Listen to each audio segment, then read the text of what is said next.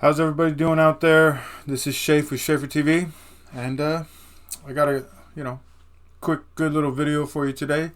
Nothing too crazy. Just gonna do a match recap: United versus Arsenal. But before we get started, like, subscribe. Let me know what you think of the video. Comment, share with your family and friends. All right, let's get into it. So I thought that we were in for a beating. And in a sense, we were really beat down. But at the same time, the game didn't go quite the way I thought it was going to go. I thought we were going to be dominated on the ball and off the ball. And I thought that Arsenal were going to put in a really class performance. But they didn't. As a matter of fact, I think that we should be more disappointed than Arsenal because we could have really got something out of that game. We really could have got a draw. Maybe if we had one or two more players, or maybe if we just played a little bit better, we could have snaked a draw. Either way, Arsenal put in a very professional performance. Okay, now I'm not here to talk about Arsenal because I don't really like that club very much whatsoever. But what I saw yesterday from Arsenal was their true colors. To me, I don't think Arsenal is a champion team. I don't think Arsenal is a great team, as a matter of fact. I think Arsenal are a very solid team, and I think that they don't have very many deficiencies in their starting 11 or in their bench. I think that they're a very, very well-rounded team. But this is also a team that's not going to win any trophies. And I don't know how that wouldn't be apparent to anybody yesterday who watched that game. This team will never win a trophy unless they bring two or three incredibly key players in who can impact in every game and especially in big games. This team will never win a trophy. Either way, let's get on to United. United were a lot more. They were compact defensively. Defensively, I mean, except for their lapse on the goal. Other than that, I can't really say too much about it. They showed a very, very good attentiveness on the defensive end. They were very, some people could say patient, but I don't think it was patience. I think that it was timid. I don't think that they were willing to go forward because they didn't want to be countered on. I'm quite certain that was instruction from the manager. The instructions was probably we need to hold on to the ball as long as we can because the more we give them the ball, the more chance they're going to get to score, obviously. So we need to hold on to the ball. Our midfield of Amrabat and Kobe Mainu, they seem to play quite well together, play well off each other. They did look like they were kind of uncomfortable with each other because they don't really know where each other is going to be. But with that said, it was still 10 times better than what we've seen in the last couple weeks from the midfield. Moving on to the defense, I'm not going to talk too much about it. Everybody knows what it is. The defense was Evans and Casemiro. They managed to only give up one goal, and that's nice. But the defense is the defense. We have a 36-year-old Evans out there. We have a Casemiro playing out of position. We have Wan-Bissaka out there who, let's just face it, man. Aaron Wan-Bissaka is a great one-on-one defender. He's very good in that department, but he offers you next to nothing from that. He doesn't even really have pace at this point. He has recovery ability, but he doesn't have pace. He can't pass the ball. He can't send in a cross. He's a very low IQ individual going forward.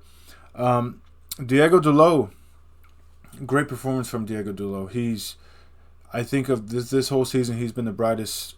You could say Kobe Maino has been the brightest spark, but Diego Dalot has been the most.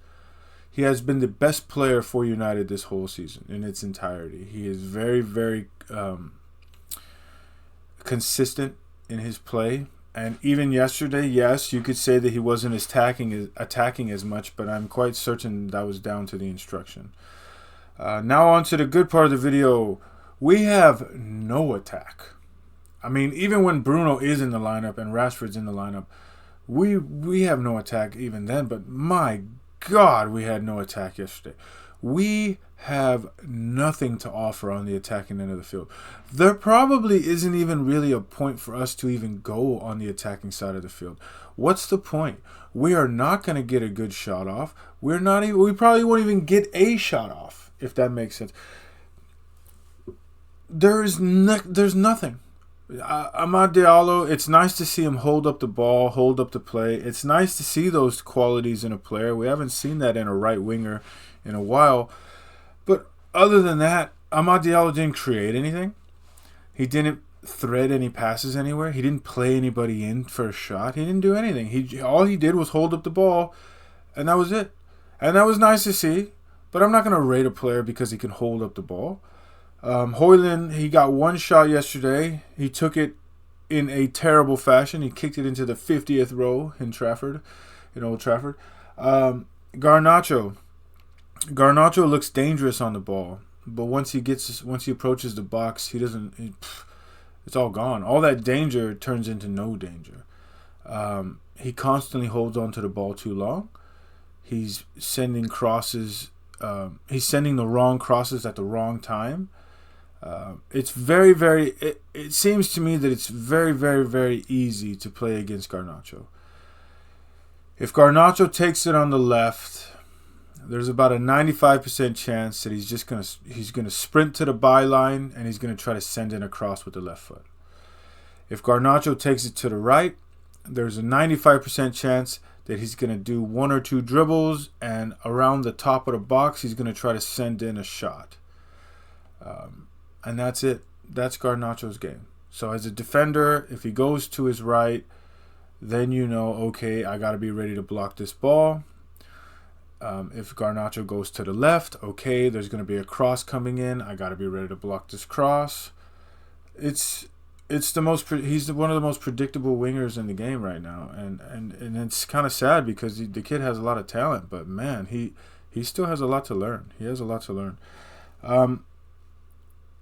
I mean, there's really not much more to say. We lost 1-0. I guess I'm not going to say that's a good result because it's not, but there's really not much more to say about this. We didn't come away with any points. We have 2 games left.